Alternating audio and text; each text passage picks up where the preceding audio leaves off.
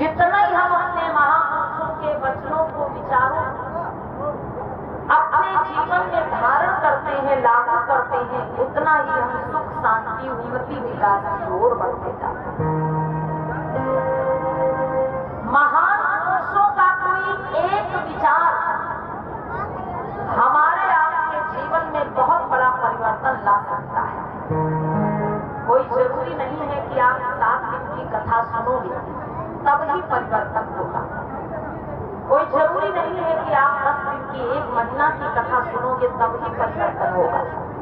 कोई जरूरी नहीं है आप हर साल कथा सुनोगे तब ही परिवर्तन होगा।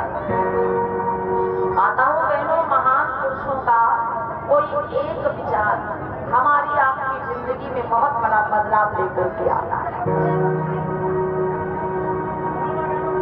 महान पुरुषों का कोई एक विचार हमारी आपकी जिंदगी में कैसे परिवर्तन और बदलाव लेके आता है।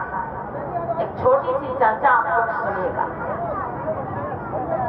माताएं बहनें, गांव में एक मिट्टी के बर्तन बनाने वाला एक कुम्हार रहता था,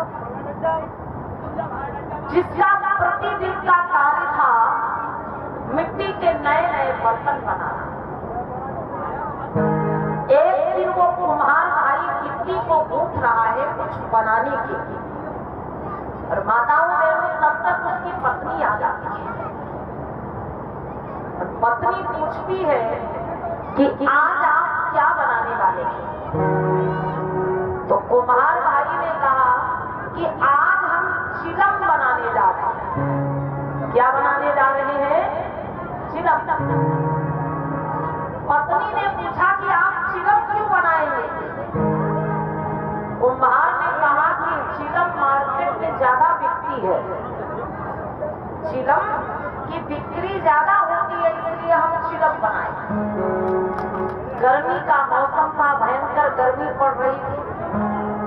पत्नी ने समझाया कि ऐसा करिए, आप चिलम मत बनाइए, आप सुराही बनाइए। माताओं बहनों, कुम्हार की पत्नी ने समझाया कि आप चिलम मत बनाइए, आप सुराही बनाइए। गर्मी के मौसम में चिलम नहीं, सुराही ज्यादा बिकेगी। तो जैसे कुम्हार ने अपनी पत्नी की बात को सुना तो ये बात उसको अच्छी लगी, और कुम्हार भाई ने कहा ठीक है, अब हम आपकी बात मान करके अपना विचार बदलते हैं। कुम्हार भाई ने कहा आपकी बात मान करके हम अपना विचार बदल रहे हैं, अब हम चिलम नहीं बनाएंगे, अब हम सुराही ही बनाएंगे। और कुम्हार भाई ने क्या किया, उसी मिट्टी को, किस मिट्टी को जिससे वो चिलम बनाने जा रहा था, तमाम चिलम बना करके तैयार करता था। उसी मिट्टी से कुम्हार ने सुंदर सी सुराही बना करके तैयार कर दी। अब बहनों, जब सुराही बन करके तैयार हो गई तो ये आप लोगों को समझाने का भाव है। वो मिट्टी कुम्हार से प्रश्न करती है। माताओं बहनों, ये आपको समझाने का भाव है। वो सुराही बनी मिट्टी कुम्हार से प्रश्न करती है कि भाई आप तो चिलम बनाने जा रहे हैं,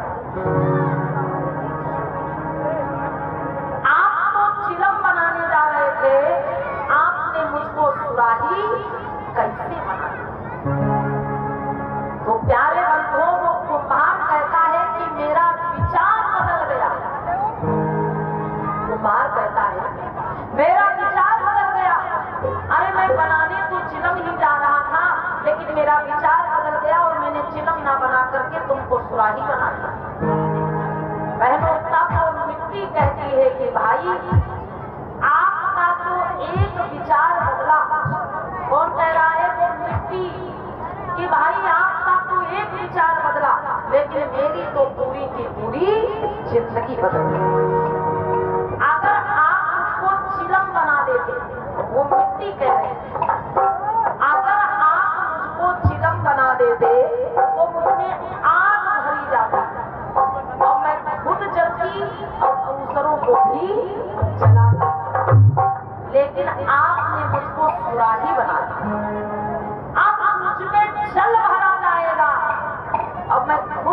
शीतल रहूंगी और दूसरों को भी शीतल रखूंगी। बोलिए भगवान बुद्धे की। अब देखिए माताओं बहनों, एक विचार के बदलने से उस मिट्टी के जीवन में कितना बड़ा बदलाव और परिवर्तन हुआ। उसी प्रकार से जब हम बुरे विचारों का त्याग कर देते हैं और अपने महापुरुषों के अच्छे विचारों को जीवन में धारण कर लेते हैं, अपने महापुरुषों के बताए हुए रास्ते पर चलना शुरू कर देते हैं, तो कुछ उसी प्रकार से हमारे जीवन में बदलाव परिवर्तन होता है जिस प्रकार से उस मिट्टी के जीवन में बदलाव हुआ, परिवर्तन। प्यारे भाइयों, हम सभी बाबा साहब अम्बेडकर को मानते हैं।